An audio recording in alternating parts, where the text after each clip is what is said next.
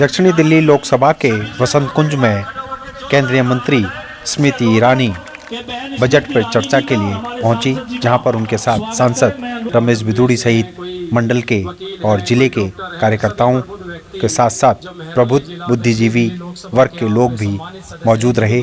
और यहां पर स्मृति ईरानी ने बजट पर लोगों से संवाद किया और उनके साथ चर्चाएं की। देखिए हमारी रिपोर्ट। विस्तार से जानकारी देने के लिए हमारे बीच में भारत सरकार की केंद्रीय मंत्री आदरणीय बहन स्मृति जी आई हैं। एक बार जोरदार करताल ध्वनि से हम सब उनका अभिनंदन करें।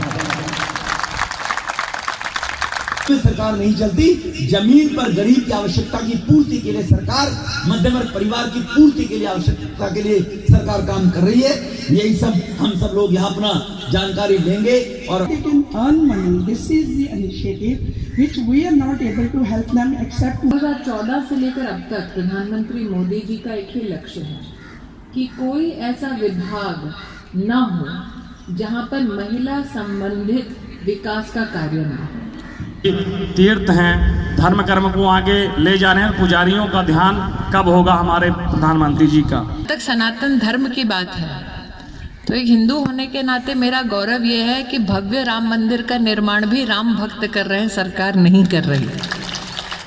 होता है कि सेंट्रल गवर्नमेंट ने हेल्थ सेक्टर को लेकर क्या बजट निकाला और दिल्ली के लोगों को इससे क्या फायदा होगा। देश में विश्व का सबसे बड़ा हेल्थ केयर सिस्टम चलता है आयुष्मान भारत योजना के अंतर्गत। 10 करोड़ परिवार, व्यक्ति नहीं परिवार, और प्रत्येक परिवार में अगर 4 से 5 भी सदस्य हों तो लगभग 50 करोड़ जनसंख्या को सालाना 26,000 अस्पताल देश भर में मुफ्त की 5 लाख रुपए की चिकित्सा की व्यवस्था भारत सरकार स्वयं करती है।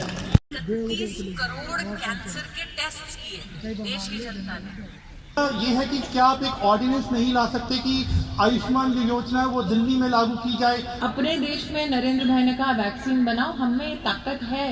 We became the pharmacy of the world. 160 देशों में हमने दवाइयाँ और इंजेक्शंस पहुंचाए। देखिए, आज तक के भारतीय इतिहास में मेरी 42 साल की उम्र हो गई है। मैंने आज तक कभी नहीं देखा कि जहाँ पर एक माननीय सांसद खुद और एक कैबिनेट मंत्री खुद समय निकालकर इस तरह का कार्य कर रही हैं। जो मोदी सरकार की योजनाएं हैं वो जन जन तक पहुंचा रही हैं, तो ये पहल बहुत अच्छी है। और That we are not no longer privileged, we all are one under law is what you are saying. Thank you. इसका हम बार बार जो डिमांड करते हैं 5 लाख जो पहले बोला गया था, लेकिन जब हम लोग ये काम देखे, जब उनको बताए ये प्रिया छावरा जी महिला को गृहिणी के तौर पर या गैस सस्ती या महंगी होने से ही उसको लिमिट कर देते हैं। ये सवाल मेरे लिए प्रधानमंत्री हर महीने प्रगति नाम का एक कार्यक्रम करते हैं। वो कार्यक्रम में कोई नेता नहीं होता, प्रधानमंत्री होते हैं, देश भर के अफसर होते हैं, उसमें ऑफिसर्स होते हैं। और प्रधानमंत्री वो मीटिंग इसलिए लेते हैं ये पूछने के लिए कि अगर फला सड़क नहीं बन रही, किसी शहर में ब्रिज नहीं बन रहा, तो उसमें कहाँ पे बाधा आ रही है, कैसे प्रधानमंत्री स्वयं उस बाधा को, उस चुनौती को समाधान में बदल सके।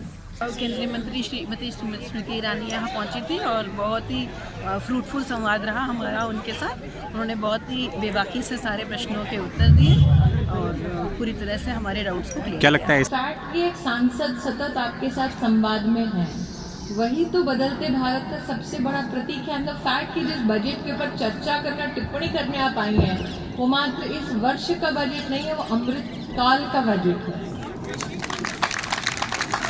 कार्यक्रम अगर उन्होंने उनके उसमें हुआ है तो हमारे लिए बहुत सौभाग्य है कि स्मृति ईरानी जी यहाँ आई और उन्होंने बहुत पेशेंटली और बहुत बढ़िया तरीके से सभी के सवालों के जवाब दिए।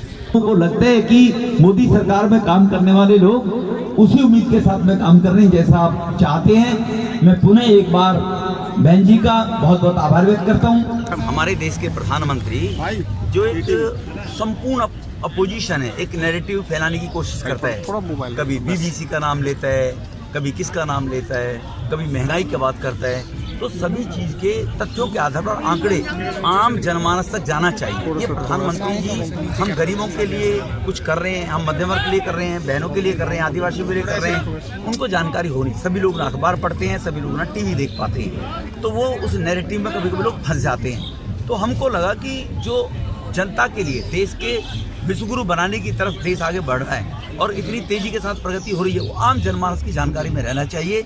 इसलिए हमने सोचा कि क्यों ना अपनी लोकसभा के अंदर कैबिनेट मंत्री जी से हमने निवेदन किया और वो आई और सभी लोगों के आपने देखा है कभी किसी सरकार में इतनी हिम्मत नहीं हो सकती कि आम नागरिक के बीच में मंच पर खड़े होकर कहें कि बोलो हमें बजट के बारे में क्या कंपेयर करना, क्या पूछना चाहते हैं। और स्मृति जी का मैं बहुत बहुत धन्यवाद करूँगा, उन्होंने बड़ी बेबाकी से सब चीज़ों के जवाब दिए। तो ये आवश्यकता नहीं पड़ी, लोगों की जानकारी के अभाव के कारण लोगों को जानकारी होनी चाहिए कि मोदी जी देश के लिए कर रहे हैं, देशवासियों के लिए कर रहे हैं, अपने लिए नहीं कर रहे हैं।